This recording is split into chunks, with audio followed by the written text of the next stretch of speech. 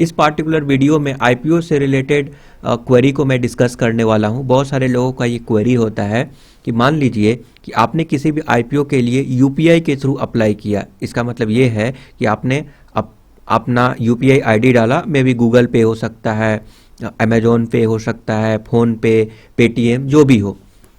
तो वहाँ से आपको मिल गया यूपीआई आईडी, आपने वहाँ पे डाल दिया। यूपीआई आईडी डालने के बाद आपका नोटिफिकेशन आपको तुरंत नहीं मिला, वो जो है कुछ देर बाद मिला। तो फिर इस केस में कुछ देर बाद मिला और गलती से मान लीजिए कि बाय मिस्टेक क्या हो गया कि जो यूपीआई मैंडेट आया था उसका नोटिफिकेशन जो आया था आपने डिक्लाइन कर दिया।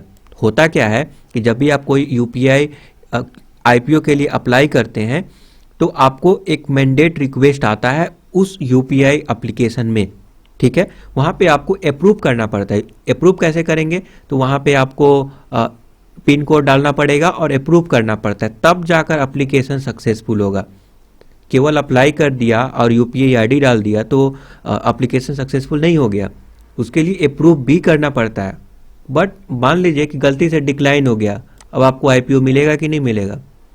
तो देखिए, गलती से डिक्लाइन हो गया तो जाहिर सी बात है कि आपका फंड तो ब्लॉक ही नहीं हुआ। ब्लॉक ही नहीं हुआ तो एप्लीकेशन सक्सेसफुल ही नहीं हुआ, राइट। तो एप्लीकेशन सक्सेसफुल ही नहीं हुआ तो आईपीओ कैसे मिलेगा? अमाउंट तो आपका ब्लॉक ही नहीं हुआ।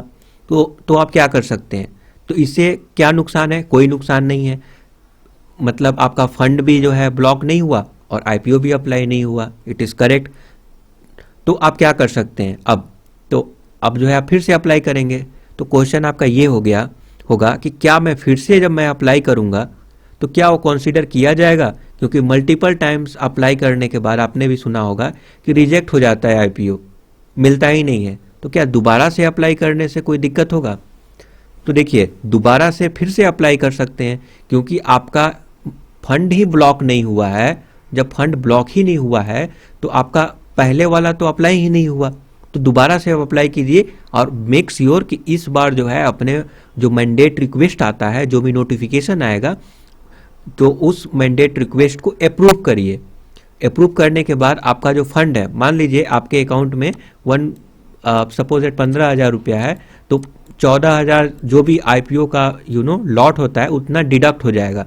डिडक्ट मतलब होल्ड में चला जाएगा, मतलब आपके अकाउंट में ही रहेगा बट आप इसको यूज नहीं कर सकते, तो होल्ड में चला गया, राइट। तो इस प्रकार से आप आईपीओ को दोबारा से अप्लाई करेंगे, उससे किसी भी तरह का कोई इफेक्ट नहीं पड़ेगा।